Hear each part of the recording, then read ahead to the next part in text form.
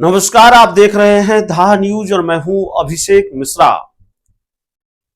पूर्व केंद्रीय मंत्री और राष्ट्रीय लोक जनशक्ति पार्टी के राष्ट्रीय अध्यक्ष पशुपति पारस, जिनके बारे में एक वक्त पर ये लगा और ये कहा गया तो गलत नहीं कहा गया कि पशुपति पारस के लिए सारे दरवाजे बंद हो चुके हैं और राजनीतिक रूप से पशुपति पारस किनारे लगा दिए गए हैं या निपटा दिए गए हैं। ऐसी स्थिति और ऐसी परिस्थिति, ऐसे घटनाक्रम एक वक्त पर नजर आ रहे थे, जिसकी वजह से ये लग रहा था कि पशुपति पारस के पास अब कोई रास्ता बचा नहीं है। बिहार में मुख्यतः दो ही गठबंधन है, और मुख्यतः नहीं दो ही गठबंधन है, एनडीए है और इंडिया गठबंधन है। 2024 के लोकसभा चुनाव के दौरान की स्थिति की अगर बात करें तो भारतीय जनता पार्टी ने भाव नहीं दिया पशुपति पारस को, उनको किनारे लगा दिया। और दूसरी तरफ इंडिया गठबंधन से भी कोई उम्मीद दिखी नहीं, इंडिया गठबंधन में भी कोई गुंजाइश बनी नहीं। एक वक्त पर यह खबर जरूर आई कि लालू यादव और पशुपति पारस की नजदीकियां बढ़ रही हैं और शायद इंडिया गठबंधन में कोई बात बन जाए, लेकिन तब बात नहीं बनी।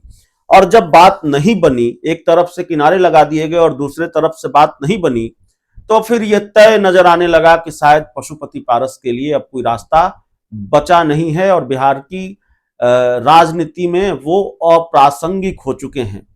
लेकिन पशुपति पारस माहिर खिलाड़ी निकले हैं, राजनीति के माहिर खिलाड़ी निकले हैं। और जब हम ये बात अभी कहते हैं तो आपको लगेगा कि थोड़ी अजीब बात हम कह रहे हैं या कुछ ज्यादा ही कह रहे हैं। पशुपति पारस इस वक्त हाशिए पर हैं।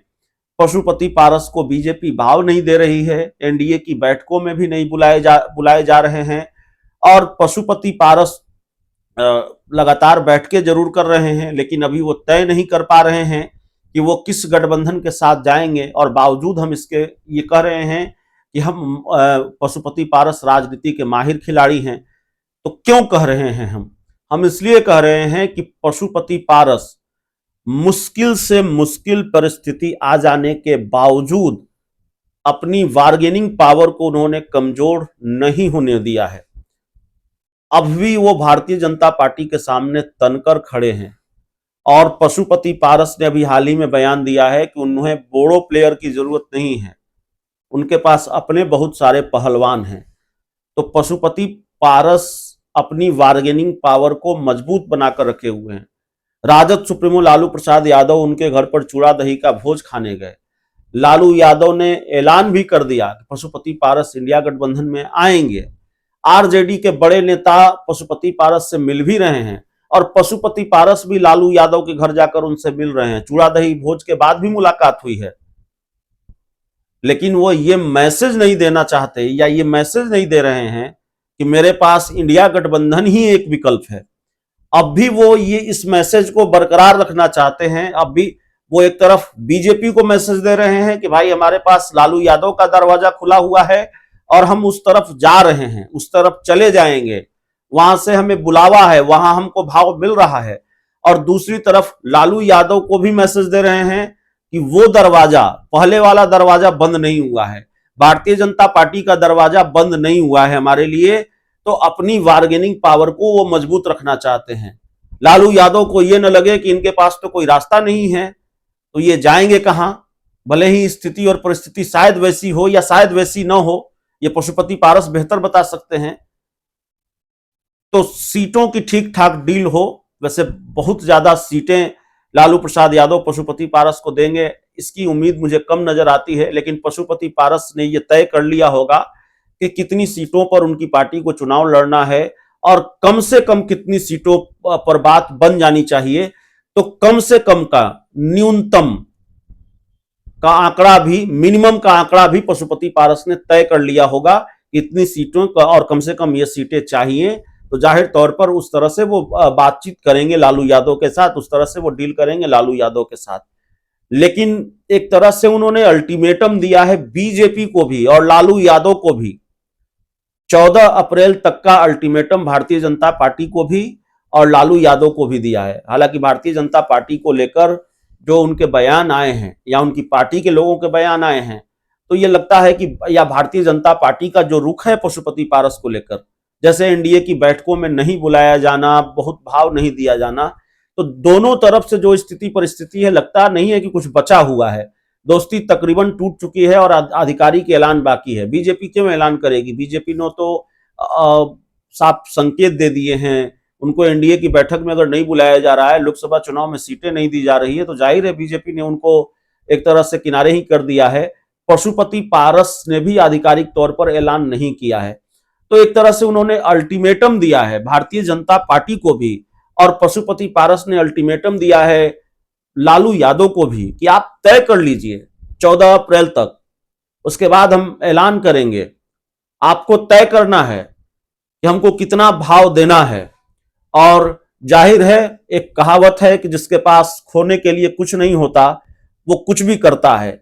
मरता क्या न करता वाली कहावत पशुपति पारस के साथ लागू होती है। तो पशुपति पारस एक उम्र के उस पड़ाव पर हैं जहां उम्र बड़ी अड़चन होती है, सेहत बहुत रुकावट होती है।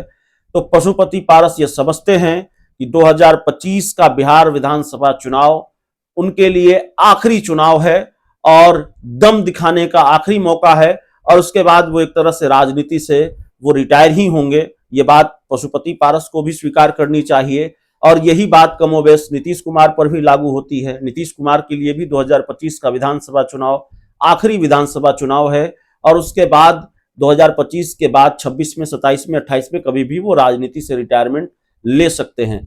तो जो आखिरी दाव है, जो आखिरी खेल है, आखिरी मैच है पशुपति पारस के लिए, वो उसको बहुत दमदार तरीके से खेलना चाहते हैं। वैसे भी खोने के लिए कुछ नहीं है। अगर परिणाम अच्छा नहीं रहा तो कोई दिक्कत नहीं है। कहावत है कि हार या जीत बहुत मायने नहीं रखती, मायने ये बात रखती है कि लड़कर हारे कि डरकर हारे।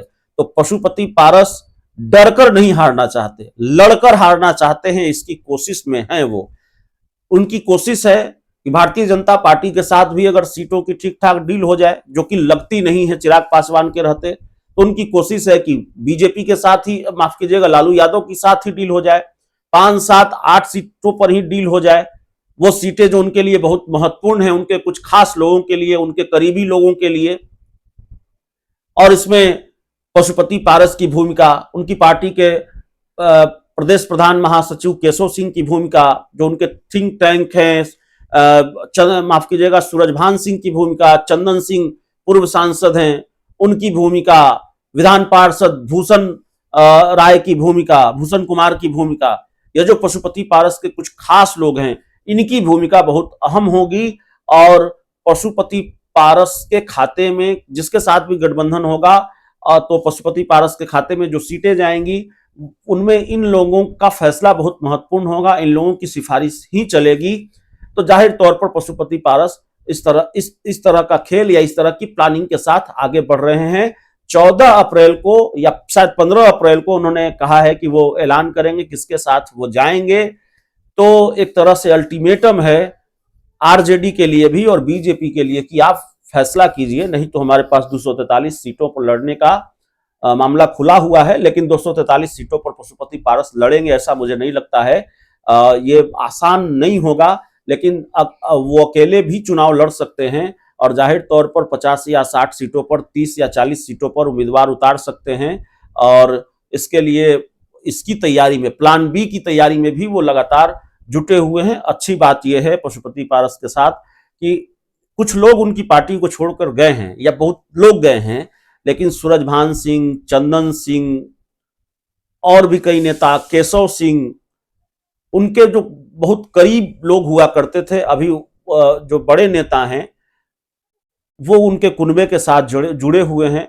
उन्होंने पशुपति पारस का साथ नहीं छोड़ा है और पशुपति पारस की कोशिश होगी कि कुछ और दिग्गज लोगों को अपने साथ जोड़ा जाए और सूरजभान सिंह और बाकी जो उनके साथ करीबी लोग हैं उनके सहारे बिहार विधानसभा चुनाव में अपनी दमदार उपस्थिति दर्ज कराई जाए। बहुत बहुत धन्यवाद।